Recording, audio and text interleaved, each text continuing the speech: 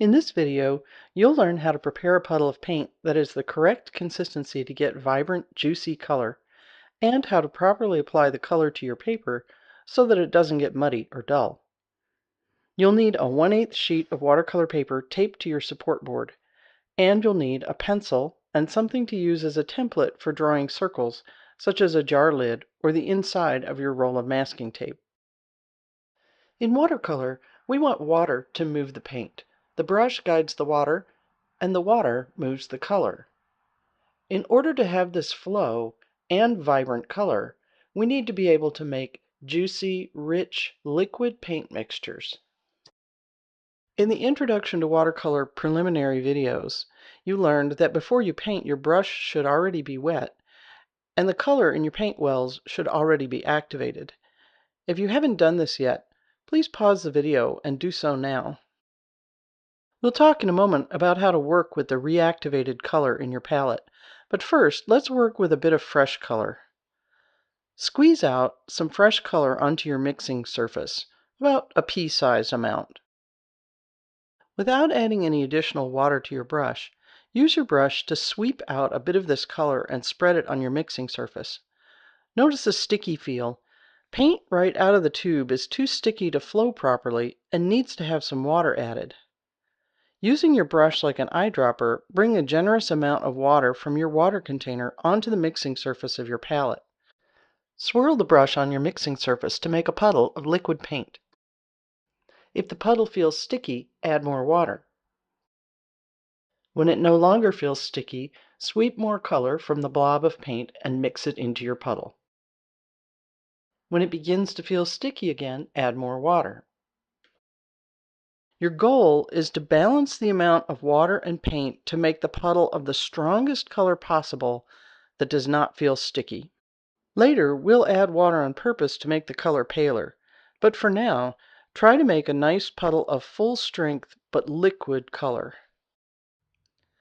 If you're starting from reactivated color in your palette wells, by now it should be soft enough for you to sweep the side of your brush over the surface and mop up some of the softened color. Transfer this softened color to your mixing surface. The consistency will usually be a bit or a lot less sticky than the fresh out of the tube color, so you probably won't have to add as much water. Instead, you'll probably need to soften and activate more color in the paint well. Without rinsing your brush, because there's no point in losing this color that's already in the brush, use it like an eyedropper to bring a few more drops of water to the paint well. Swish the brush over the surface to release more paint into the water, mop it up with your brush, and transfer it to your mixing surface. If the paint on your mixing surface does start to feel sticky, then add more water to get a liquid consistency. With a little practice, you'll learn to judge by feel when the puddle of liquid paint is as strong as possible without any stickiness. Now that you have strong liquid paint on your mixing surface, it's time to learn how to apply it to your paper. There are two main ways to apply watercolor: making a brush stroke and laying a wash.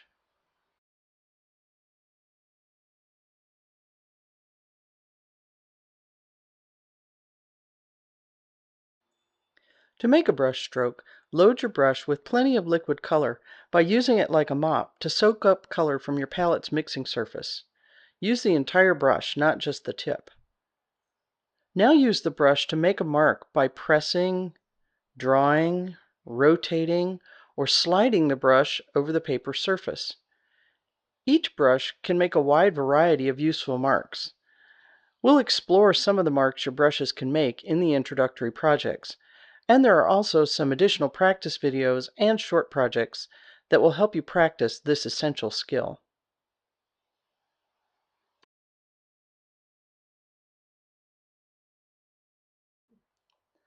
Laying a wash refers to filling an area with liquid color. Make a few circles on your paper to fill with color.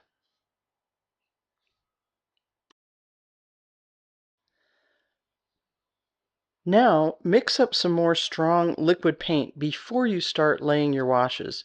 You want to have plenty of paint so that you don't have to remix in the middle of laying a wash. Load your brush and use it to apply a film of liquid paint inside one of your circles.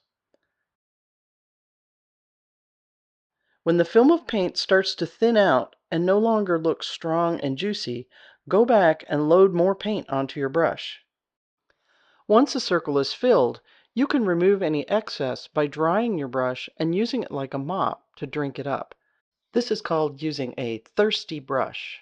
To achieve vibrant, lively color, it's best to use more paint than you think you need and drink up the excess, rather than trying to spread the paint over too large an area. In the second circle, try laying another wash, this time tipping your board a bit to use gravity to help the paint flow.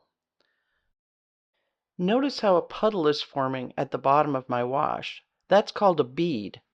Maintaining a bead so that water is moving the color is the key to fresh, vibrant washes. Just for fun, try loading your brush with a different color partway through without rinsing it. Notice how the red creeps back into the blue a bit, making a fuzzy edge. This is a characteristic behavior of watercolor that we'll be able to use to good advantage later. Now that you know how to prepare your materials, care for your brushes, and mix juicy, vibrant color, you're ready to tackle the first introductory project. Happy painting!